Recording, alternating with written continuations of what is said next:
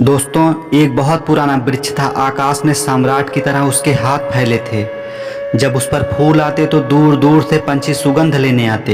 एक छोटा बच्चा उसकी छाया में रोज खेलने आता। उस बड़े वृक्ष को उस छोटे से बच्चे से प्रेम हो गया। बड़ों को छोटों से प्रेम हो सकता है अगर उन्हें पता ना हो कि हम बड़े हैं। अहंकार हमेशा अपनों से बड़ों को प्रेम करने की कोशिश करता है। प्रेम के लिए कोई छोटा बड़ा नहीं होता, वह सबसे संबंध जोड़ लेता है। छोटा बच्चा रोज खेलने आता उस वृक्ष के पास और उस वृक्ष को उससे प्रेम हो गया। लेकिन वृक्ष की शाखाएं ऊपर थीं और बच्चा छोटा था, तो वृक्ष उसके लिए अपनी शाखाएं नीचे झुका लेता ताकि वह फल तोड़ सके, फूल तोड़ सके। प्रेम हमेशा झुकने को राजी है, अहंकार कभी भी झुकने को राजी नहीं होता। अहंकार के पास जाएंगे तो अहंकार के हाथ और ऊपर उठ जाएंगे ताकि आप उन्हें छू ना सके। वृक्ष की शाखाएं नीचे झुक जाती जब वह बच्चा खेलने आता। जब वह बच्चा उसके फूलों को तोड़ लेता तो वह वृक्ष खुश हो जाता था, उसके प्राण आनंद से भर जाते थे। प्रेम जब भी कुछ दे पाता है तो वह खुश हो जाता है। अहंकार जब कुछ ले पाता है तब वह खुश होता है।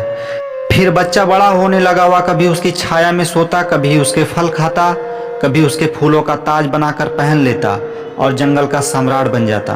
प्रेम के फूल जिनके पास भी बरसते हैं वह सम्राट बन जाता है, और जहाँ अहंकार गिरता है वहीं अंधकार हो जाता है। आदमी दीन और दरिद्र हो जाता है। फिर लड़का और भी बड़ा हो गया, उसकी शाखाओं से झूलने लगा। वह उसकी शाखाओं पर विश्राम भी करता और वृक्ष बहुत आनंदित होता। प्रेम आनंदित होता है जब वह किसी के लिए छाया बन जाता है, और अहंकार आनंदित होता है जब वह किसी की छाया छीन लेता है। दिन बीतते गए। जब लड़का बड़ा हो गया और उसे दुनिया के और काम आ गए, महत्वाकांक्षाएं आ गई, और कभी वह आता कभी ना आ पाता। लेकिन वृक्ष उसकी प्रतीक्षा करता कि वह आए, वह आए। प्रेम निरंतर प्रतीक्षा करता है, लेकिन वह लड़का कभी आता कभी नहीं आता, तो वृक्ष उदास हो जाता। प्रेम की एक ही उदासी है, जब वह बांट नहीं पाता तो वह उदास हो जाता है। और प्रेम की एक धन्यता है, जब वह बांट लेता है, लुटा लेता है, तो वह आनंदित हो जाता है। फिर वह लड़का और बड़ा हो गया। वृक्ष के पास आने के दिन कम होते चले गए। जो आदमी जितना बड़ा हो जाता है महत्वाकांक्षाओं के जगत में, प्रेम के निकट आने की सुविधा उतनी ही कम होती चली जाती है। उस लड़के की भी महत्वाकांक्षाएं बढ़ रही थी। फिर एक दिन वह वहां से निकल रहा था तो वृक्ष ने उससे कहा, सुनो, तुम आते नहीं, मैं तुम्हारे लिए प्रतीक्षा करता हूँ, राह देखता हूँ। उस लड़के ने कहा, क्या है तुम्हारे पास जो मैं आऊं? मुझे रुपए चाहिए। अहंकार हमेशा पूछता है, क्या है तुम्हारे पास जो मैं आऊं? अहंकार हमेशा मांगता है, कुछ हो तो मैं आऊं। वृक्ष तो चौंक गया। उसने कहा, तुम तभी आओगे जब मैं कुछ दे सकूं? मैं सब दे सकता हूं, क्योंकि प्रेम कुछ भी नहीं रोकना चाहता। जो रोक ले वह प्रेम नहीं हो सकता है। अहंकार रोकता है, प्रेम तो बेशर्त दे देता है। वृक्ष ने कहा, रुपए तो नहीं है मेरे पास, ये रुपए तो सिर्फ आदमी की ईजाद है, वृक्षों ने इसकी बीमारी नहीं पाली। तो उस लड़के ने कहा, मैं क्यों आऊं तुम्हारे पास? जहाँ रुपए हैं मुझे वहां जाना है, मुझे रुपए की जरूरत है। अहंकार रुपया मांगता है, क्योंकि रुपया शक्ति है, अहंकार शक्ति मांगता है। फिर वृक्ष को ख्याल आया। उसने कहा, तुम एक काम करो, मेरे सारे फलों को तोड़ कर ले जाओ और बेच दो, शायद रुपए मिल जाएं। और उस लड़के को भी ख्याल आया और वह उस वृक्ष पर चढ़ा। उसने सारे फल तोड़ लिए और वृक्ष बहुत आनंदित हुआ। टूटकर भी प्रेम आनंदित होता है, अहंकार पाकर भी नहीं आनंदित होता, पाकर भी वह दुखी होता है। उस लड़के ने धन्यवाद भी नहीं दिया उस वृक्ष को। वह उसके फलों को ले गया और बाजार में बेचा, लेकिन फिर वह बहुत दिनों तक नहीं आया। अब उसके पास रुपए थे और रुपए से रुपया पैदा करने की कोशिश में वह लगा रहा। कुछ वर्ष बीत गए और वह वृक्ष उदास है। उसके प्राण में रस बह रहा है कि उसका प्रेमी आए, उसके रस को ले जाए। जैसे किसी माँ के स्तन में दूध भरा है और उसका बेटा खो गया है। फिर बहुत दिनों बाद वह लड़का आया। लड़का तो जवान हो गया था। वृक्ष ने कहा, आओ मेरे पास, मेरे गले लग जाओ।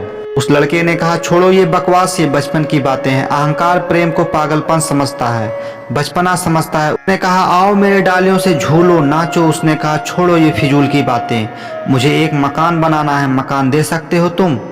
वृक्ष ने कहा, मकान? हम तो बिना मकान के ही रहते हैं, मकान में तो सिर्फ आदमी रहता है। लेकिन एक बात हो सकती है, तुम मेरी शाखाओं को काट कर ले जाओ। वह जवान कुल्हाड़ी लेकर आया। उसने सारी शाखाएं काट डाली। वृक्ष एक ठूंठ रह गया।